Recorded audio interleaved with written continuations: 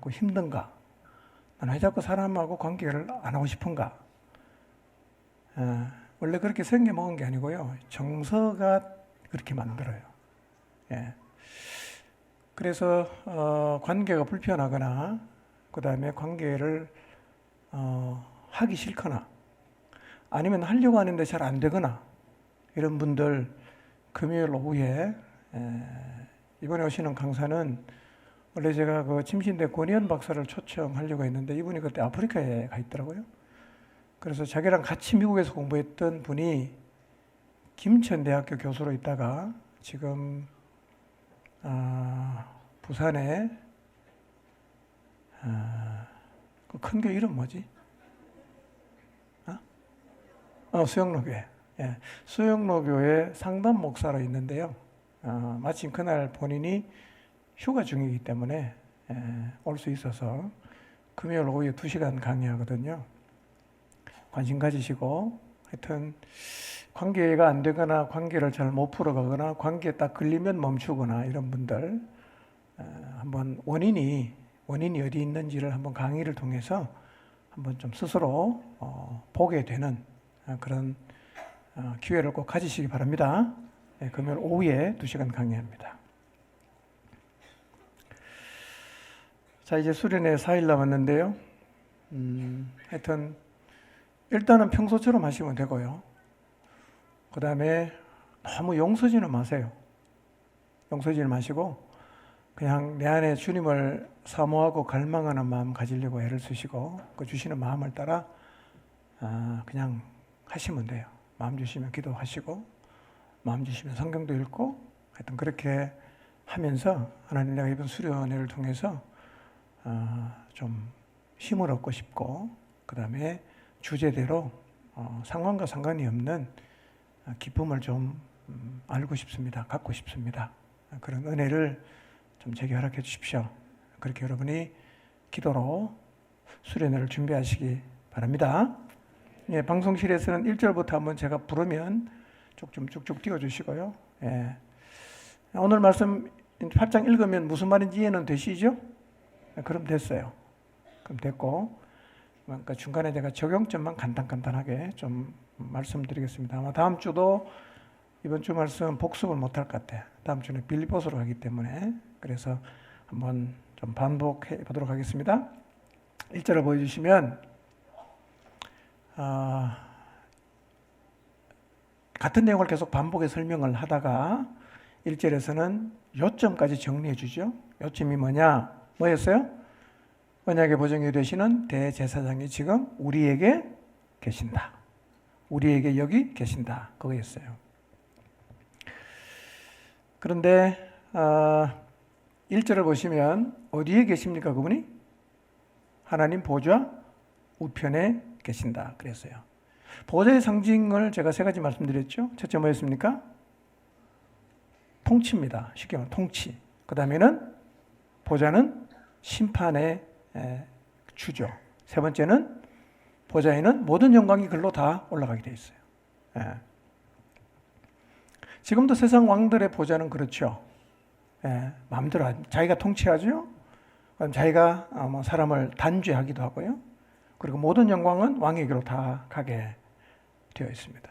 우리가 이 세상에 살아가는 동안 이 세상의 권력 앞에서 가끔씩 우리가 참 무기력하다. 우리가 아무것도 아니구나. 이런 생각을 할 수도 있어요. 성경에 보면 그래서 하나님의 백성이 힘들고 어려울 때마다 하나님이 보여주신 게 뭐였냐면 하늘 보좌였어요. 그게 무슨 의미였다고요? 세상 보좌 위에 하늘 보좌가 있다는 거예요. 너희는 이 세상의 보좌의 다스림 받는 것 같지만 사실은 그 위에 있는 하늘 보좌의 다스림을 받는다. 이 하늘 보좌에 계신 그분이 세상의 왕들도 다스리고 결국은 이 왕들도 심판하시고 이 땅의 모든 영광은 하나님에게로 간다. 그거를 보좌를 보여주시면서 다시 확인시켜 주는 거예요. 여러분 삶이 힘들 때마다 여러분 스스로가 무기력하게 느껴지거나 야 내가 예수님 믿는데 참 세상에서 좀 반짝반짝 빛나는 삶을 못 산다. 그런 생각이 들면요. 꼭 뭘 기억해야 됩니까? 하늘 보좌를 기억하십시오. 거기에 우리의 중보자 되시는 예수님이 앉아 계십니다. 거기서 뭐 하신다고요? 2절을 보면 1절에 보면 거기서 우리를 위해서 중보하십니다. 아주 애틋하게 중보하십니다. 자, 2절 봅니다. 자, 2절에 보면 주님은 우리의 구원자는 어디 계십니까? 성소와 참 장막, 참 성소에 계신다. 거기서 중보 사역을 하신다. 그 말씀드렸고요. 자, 3절을 봅시다. 자, 두 개를 계속 비교하는데요. 3절에 대제사장은 왜 세웠죠? 대제사장은 예물과 제사를 드리기 위해서 세웠어요. 그러면 예수님도 대제사장이잖아. 뭘 드려야 된다 이거죠. 그렇죠? 예수님도 제사장이라면 드려야 돼. 그분이 뭘 드리셨어요? 자신의 몸을 제물로 드리셨다는 겁니다. 자, 4절 봅시다. 자, 만약에 예수님이 땅에 계셨더라면 제사장이 되었을까요? 못 됐을까요? 못 됐겠죠? 왜냐하면 이 땅에 이미 누가 제사장입니까? 레위 계열의 사람이 제사장이기 때문에 유다 지파였던 예수님은 제사장이 될 수가 없었다는 거예요. 자, 5절 봅니다. 자, 레위 계열의 제사장들이 예물을 드리고 제사를 드렸는데 그것은 뭐라고 얘기하고 있습니까? 하늘에 있는 것들의 모형이고 그림자다 이거예요. 모형이고 그림자다. 원래 성막은요 어떻게 지었냐면 모세가 산에서 하나님이 보여주신 본을 따라서 지었다는 거예요. 중요한 얘기인데요. 자, 성막은 땅에 있는 성막은 본을 보고 지었으니까 진짜입니까? 가짜입니까? 가짜지요.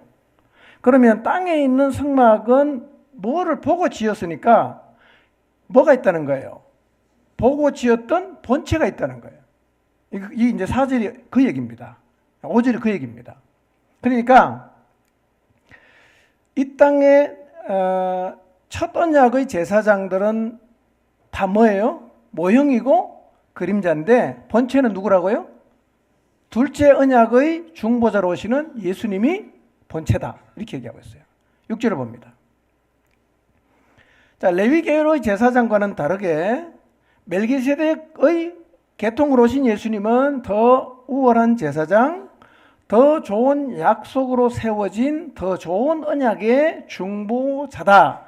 이렇게 말을 합니다. 그리고 7절에 이렇게 말하죠. 왜 그러면 두 번째 언약의 중보자가 와야 되냐? 7절에 문제가 뭐지요? 첫 번째 언약이 흠이 있다는 거예요. 첫 번째 언약이 흠이 없다면 두 번째 거 세울 필요가 없어. 근데 첫 번째 언약이 있었는데 두 번째로 다시 세우는 이유는 첫 언약에 뭐가 있다고요? 흠이 있다. 무슨 흠이죠? 우선 그 율법은 백성이 온전히 지킬 수가 없어요.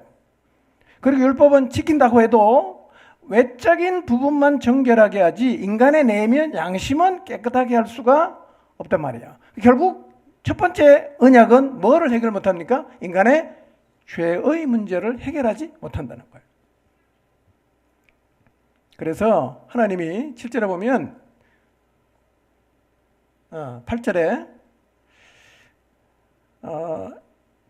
이스라엘 백성의 잘못을 지적하시면서 주신 약속이 뭐냐면 날이 이르면 이스라엘과 유다 집과 더불어 뭘 세운다? 새 언약을 세운다. 이렇게 얘기했어요. 8절에 보면 이게 예레미야서를 인용한 거예요. 그러니까 구약 성경에 보면 새 언약의 중보자가 온다는 예언이 여러 번 있는데 예레미야와 에스겔은 특별히 그 가운데서도 하나님의 영을 보내주실 것에 대한 예언이 있었어요. 새 언약을 맺겠다. 첫 번째 언약에 흠이 있으니까. 자, 9절을 다시 봅니다. 자, 근데 새 언약은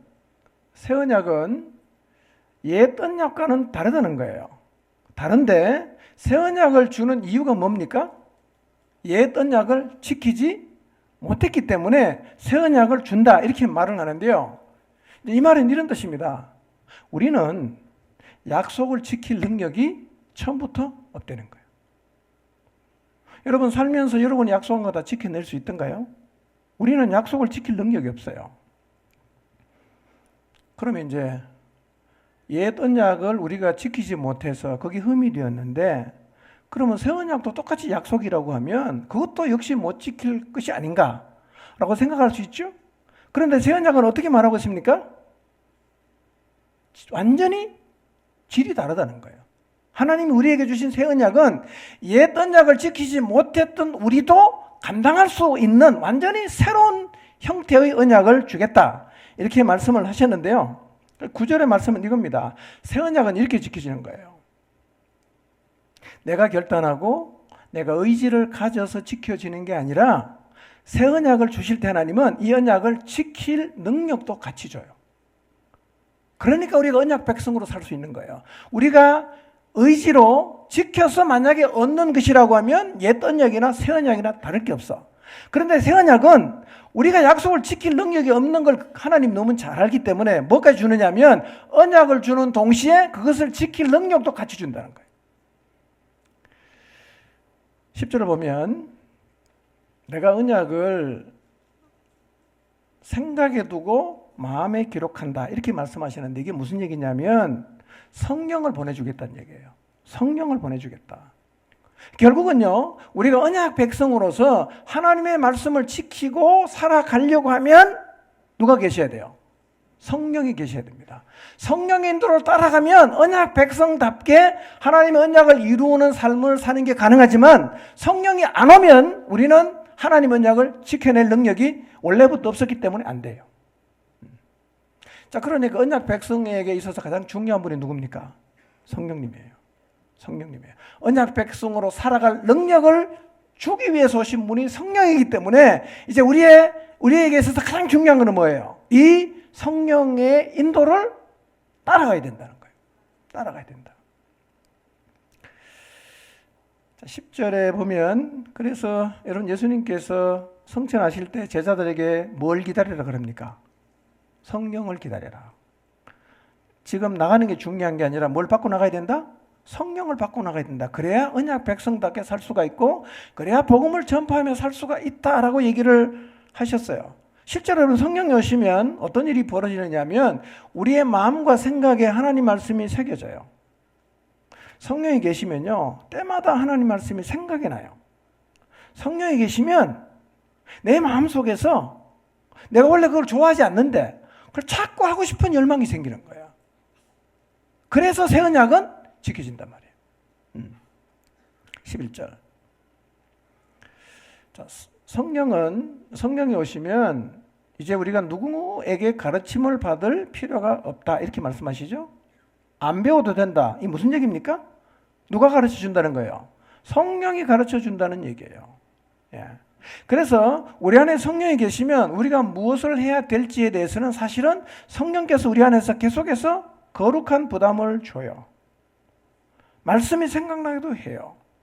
이때 우리가 하나님 말씀을 순종하면 어떤 일이 벌어지냐면 하나님을 알게 된단 말이에요. 11절에 그랬죠? 작은 자로부터 큰 자까지 다 나를 안다라고 했는데 여기서 안다는 것은 지식으로 안다는 의미가 아니라 경험해서 안다는 거예요. 그러니까 성령께서 우리 안에 도전하시고 성령이 우리에게 감동하실 때 거기에 순종하면 하나님을 어떻게 하는 거예요?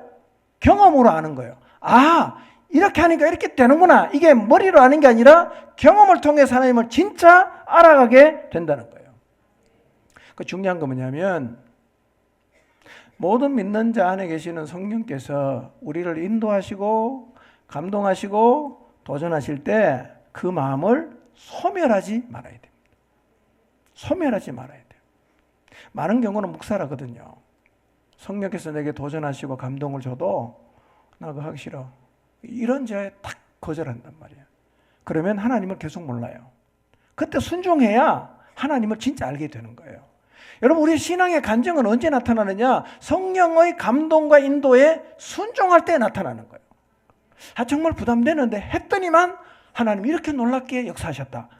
이게 하나님을 알아가는 건데요. 우리의 삶 가운데 그런 간증을 가지려고 하면 성령께서 여러분의 마음에 주시는 그 감동에 어떻게 하면 되죠? 순종하십시오. 죽을 것 같아도 순종하세요. 손해 볼 것 같아도 순종하세요.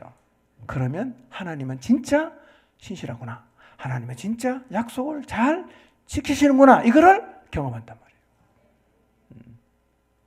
저도 참 목회를 하면서 그런 경험 많이 해요. 부담이 되는데 자꾸 하나님이 저한테 그걸 하라고 계속 마음을 주신단 말이에요. 그럼 제가 어떻게 해야 되겠어요? 해야 되겠죠. 해보니까 되는 거예요. 해보니까 되는 거예요. 예. 제가 이런 경험을 너무 많이 했는데요. 여러분, 일상에서요, 성령께서 여러분 안에 감동을 주고 생각나게 하고 깨닫게 하시고 도전하게 하시고 열망을 주면 그거는 소멸시키지 마세요. 순종하세요. 뭐 예를 들면 잠을 자려고 누웠는데 하나님 자꾸 누구를 찾아가라는 마음을 주신단 말이야. 그때는 어떻게 하면 되죠? 벌떡 일어나가십시오. 뭔가 일이 있어요. 나도 돈이 없는데 기도하는데 자꾸 하나님 누구를 도우라는 마음을 계속 주는 거야. 그럼 어떻게 하면 되죠? 그냥 하세요. 그냥 하세요. 그러니까 성령이 주시는 감동에 순종해야 하나님을 안단 말이에요. 그전에도 알긴 알죠. 뭘로 알죠? 전부 교리로 알고 지식으로 알아. 그런 신앙은 힘이 없어요. 근데 부딪혀보고 순종해본 신앙은요, 2번 할 수 있어요. 왜냐하면 한 번 해보니까 됐잖아. 2번 했을 때 했어. 3번은요, 더 쉽게 합니다. 100번 하니까 됐다. 101번은 쉽게 하는 거죠. 그게 삶의 스타일이 된단 말이에요. 우리 모두가 성령의 감동에 순종하는 것이 우리의 삶의 스타일이 되기를 바랍니다. 12절 보세요. 12절. 자, 새 언약 중에서 핵심이 뭐냐? 용서입니다. 여러분, 일단 하나님은요, 긍휼하신 분이에요. 우리는 굉장히 사람을 좀 판단을 하는 경향이 있죠. 쟤는 안 되겠다, 골라밖에 내기도 하고 그렇지 않습니까? 근데 하나님은요, 사람을 내치질 않아요. 그게 하나님의 속성이에요. 하나님은 버리지 않습니다. 여러분, 근데 자꾸 하나님이 나를 버렸다는 생각이 든다면 그 생각은 누가 주는 겁니까? 사탄이 주는 거예요. 하나님은 우리 절대로 안 버리세요. 믿으시기 바랍니다. 안 버립니다. 절대로 포기 안 해요. 사단은 이렇게 해요. 우리를 막 유혹해갖고 성령을 소멸하게 만들고 하나님이 기뻐하지 않은 일을 우리에게 자꾸 하라고, 괜찮다고 하라고 부추겨요. 그 다음에 뭐 어떻게 하는지 아세요? 하나님이 나를 버렸다는 생각을 확 밀어놔요. 그래서 사람을 죽이는 방법이에요. 죄 짓게 만들고, 너 죄 지었으니까 하나님 너 싫어할 거야. 하나님 너 버렸어. 그렇게 생각해서 주저앉히는 게 이게 사탄의 전략이에요. 하나님의 본심이 뭐냐? 긍휼입니다, 여러분. 하나님 절대 우리 안 버립니다. 우리가 등 돌리고 가도 하나님 기다려요. 누가복음 15장의 둘째 아들 비유 보세요. 아들이 자기 목 다 받아 가서 그냥 허랑방탕하게 살아도 아버지는 계속 기다리잖아. 하나님은 우리를 기다리십니다. 하나님의 본심은 자르는 게 아니고 긍휼입니다. 이걸 믿으시기 바랍니다. 또 이렇게 도전받으면 안 돼요. 우리 목자는 왜 긍휼이 없지? 이러시면 안 돼. 그렇게 조용히 하는 게 아니에요. 하나님 앞에서 하나님이 긍휼이 많으신 분이구나. 내가 하나님에게 버림받았다는 생각은 사탄이 주는 거구나. 절대로 하나님이 여러분을 버렸다고 생각하지 마시기를 바랍니다. 그리고 우리의 죄를 하나님이 뒤끝 찢어갖고 계속 기억합니까? 만날 때마다 너 그거 기억나니? 그때 일을 기억하고 있니? 이러십니까?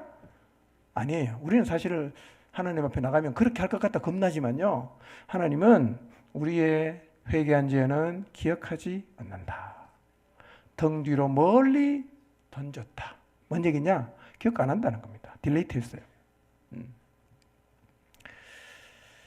13절. 자, 그 18장의 결론은 이거예요. 새 언약이 왔으니까 낡아진 옛 언약은 어떻게 됐다? 사라졌다는 거예요. 그러면 유대교로 돌아가려고 하는 유대 그리스도인들에게 이 얘기는 뭔 얘기입니까? 너 그리로 돌아가면 안 된다는 얘기죠. 그거는 사라진 거다. 낡아진 거다. 폐해진 거다. 없앤 거다. 그리로 가서 뭘 하겠다는 거냐? 네가 잡아야 될 것은 새 언약의 중보자이신 예수님을 붙잡는 것이다. 이렇게 얘기를 하는 거예요. 한 가지만 기억합시다. 새 언약은 처음부터 성령이 지키게 하셨어요. 처음부터 그래요. 그러니까 우리는 이제부터 하나님이 주신 언약 백성으로 하나님의 언약을 이루는 삶을 살아가려고 하면 누구 인도를 받아야 됩니까? 성령의 인도를 받아야 합니다. 여러분, 성령님 계속 여러분 안에 말씀을 새겨주고요. 깨닫게 하고요. 기억나게 하시고 할 마음을 주시고 그 다음에 감동해 주시고 강권하시고 때로는 도전하시고 그러거든요. 그분이 어디 있다는 거예요? 지금 우리 안에 있다는 거예요. 그래서 어떤 면에서 우리가 성령에 임하소서라는 표현을 쓰지만 성령은 이미 우리 안에 임해 계시는 거예요. 뭘 기도해야 됩니까? 내가 그걸 믿어야 돼요. 그분의 역사를 기도하는 거죠. 사실은 성령은 이미 다 와 계십니다. 와 계시는 자꾸 오라고 할 필요는 없지 않겠어요? 여러분 안에 다 계신단 말이에요. 우리가 해야 될 거는 뭐죠? 그분의 인도를 받는 거예요. 성령의 인도를 받는 한 주간 되시기를 바랍니다. 이번 한 주간도 성령이 주시는 감동에 순종해서 하나님을 여러분의 삶의 체험을 통해서 알아가게 되시기를 바랍니다. 기도하겠습니다.